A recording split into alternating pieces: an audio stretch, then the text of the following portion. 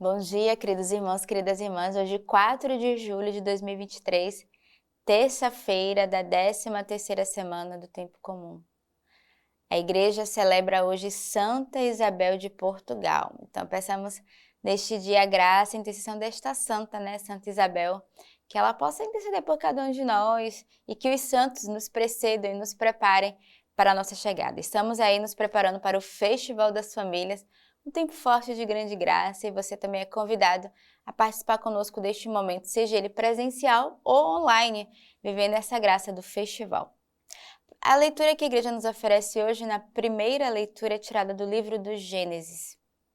Raiando a aurora, os anjos insistiram com Ló, dizendo: Levanta-te, toma tua mulher e tuas 2 filhas que aqui se encontram, para que não pereças no castigo da cidade. E como ele hesitasse, os homens o tomaram pela mão, bem como sua mulher e suas 2 filhas, pela piedade que o Senhor tinha dele. Eles o fizeram sair e o deixaram fora da cidade. Enquanto o levavam para fora, ele disse: Salva-te pela tua vida. Não olhes para trás de ti, nem te detenhas em nenhum lugar da planície. Foge para a montanha para não pereceres. Ló lhe respondeu: Não, meu senhor, eu te peço. Teu servo encontrou graça a teus olhos e mostrastes uma grande misericórdia a meu respeito, salvando minha vida. Mas eu não posso me salvar na montanha, sem que me atinja a desgraça que eu venha morrer. Lá está aquela cidade bastante próxima, para a qual posso fugir. Ela é pouca coisa. Permite que eu fuja para lá. Porventura, ela não é pouca coisa, e nela viverei. Ele lhe respondeu: Faço-te ainda esta graça. Não destruirei a cidade de que falas.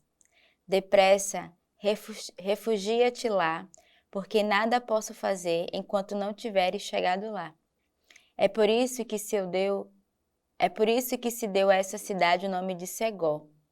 Quando o sol se erguia sobre a terra e Ló entrou em Segó, o Senhor fez chover sobre Sodoma e Gomorra, enxofre e fogo, vindos do Senhor, e destruiu essa cidade e toda a planície, com todos os habitantes da cidade e a vegetação do solo. Ora, a mulher de Ló olhou para trás e converteu-se numa estátua de sal.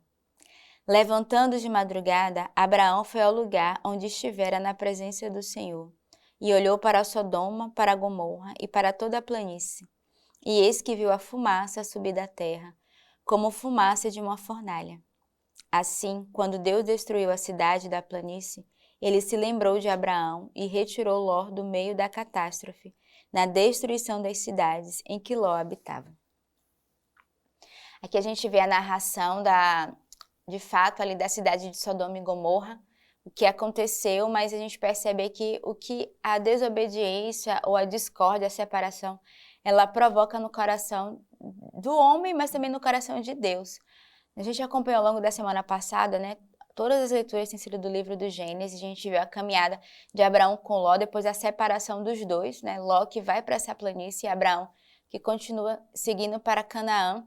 E Ló que vai se deparar nesse lugar, no lugar de perdição, que é Sodoma e Gomorra, um lugar onde não havia a unidade.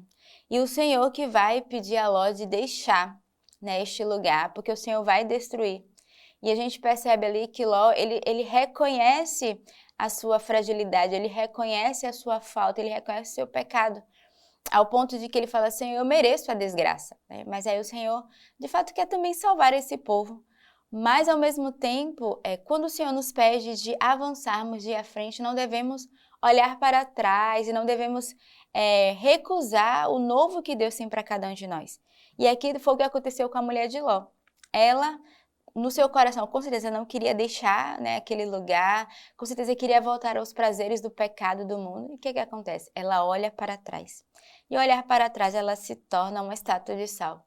Quando olhamos para trás, nós, de fato, voltamos ao nosso pecado e perdemos a beleza da dignidade da nossa vida, do novo que o Senhor nos chama a viver.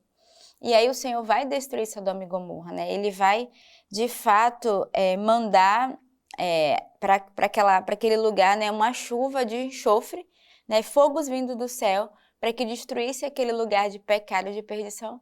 Mas a gente sempre, às vezes, tem essa tendência, né? Nós costumamos falar na comunidade, voltar ao tempo da cebola, o tempo do pecado.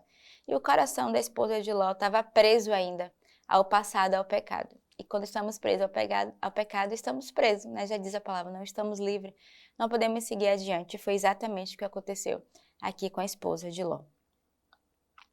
O salmo de hoje é o Salmo 25. Examinai-me, Senhor, coloca-me à prova. Depura meus rins e meu coração. À frente dos meus olhos está o teu amor, e eu estou caminhando na tua verdade. Não me ajuntes com os pecadores, nem minha vida com os assassinos. Eles têm a infâmia nas mãos, sua direita está cheia de suborno. Quanto a mim, eu ando na minha integridade. Resgata-me, tem piedade de mim. Meu pé está firme no reto caminho. Eu te bendigo, Senhor, nas assembleias. Então, o salmo de hoje ele vai fazer um salmo de leitura, né? Ele vai exortar a cada um de nós exatamente a mostrar a todos aqueles que não seguem o Senhor o que de fato acontece. Ele vai nesse salmo lembrar a todos nós, todos aqueles que estão distantes do Senhor, quando nós não estamos de fato unidos a Deus, ele vai pedir de fazer um exame de consciência. No início do salmo ele vai dizer, examina-me, Senhor, coloca a minha prova. Então ele vai dizer, Senhor, examina a minha conduta, né? Como eu tenho vivido. E ele vai narrando todos aqueles que têm um coração fechado. E depois ele vai dizer, mas quanto a mim, eu ando na minha integridade. Então, eu que busco essa integridade, essa fidelidade com o Senhor, ele vai dizer, Senhor, resgata-me, tem piedade de mim.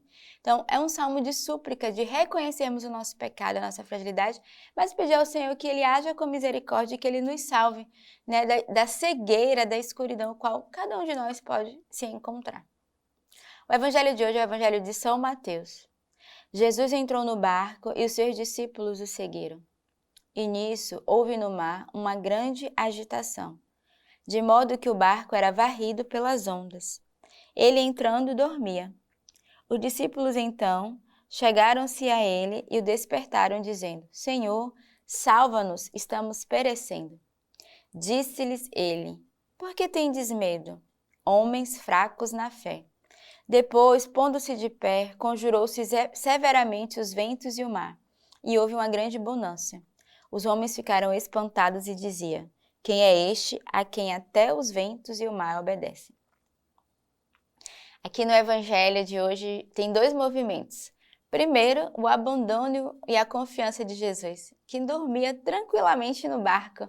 E ele vai nos ensinar esse sono do abandono, né? Esse sono da confiança, que simplesmente, mesmo em meio à tempestade, mesmo em meio ao grande mar, às dificuldades, confia. Então, esse abandono qual nós somos chamados a viver, que durante a provação e a tentação, nós temos a mesma atitude dos discípulos ali, né? O que acontece? A gente se desespera. Eles se desesperaram, caso a palavra não sai. Eles ficaram desesperados e foram ali acordar o Senhor dizendo, Senhor, salva-nos, nós vamos morrer. Mas Jesus tinha plena confiança no coração. Primeiro, ele tinha confiança porque ele era o próprio Deus. Mas também porque ele queria ensinar a eles um coração confiante. Eles não estavam com o mestre. Por que duvidavam? Por que estavam agitados no coração? E aí Jesus vai dizer para ele, vocês são homens fracos na fé. Não acreditam no poder da presença do Cristo. Não acreditam na graça que o Senhor pode realizar. Então a gente vê aqui dois movimentos. O coração de Deus confiante, de Jesus confiante e abandonado. E o coração dos discípulos que eram temerosos e que tinham pouca fé. Então hoje precisamos pedir ao Senhor essa graça, desse coração abandonado e confiante no Senhor e que não tem medo, mas que faz confiança porque durante a tempestade de aprovação o Senhor, Ele não está dormindo, mas Ele está vigiando, cuidando e protegendo cada um de nós. Então que nesta terça-feira, neste início de semana, peçamos esse abandono confiante da graça de Deus sobre todos nós. Tenhamos uma bela semana, um santo dia e que Deus os abençoe.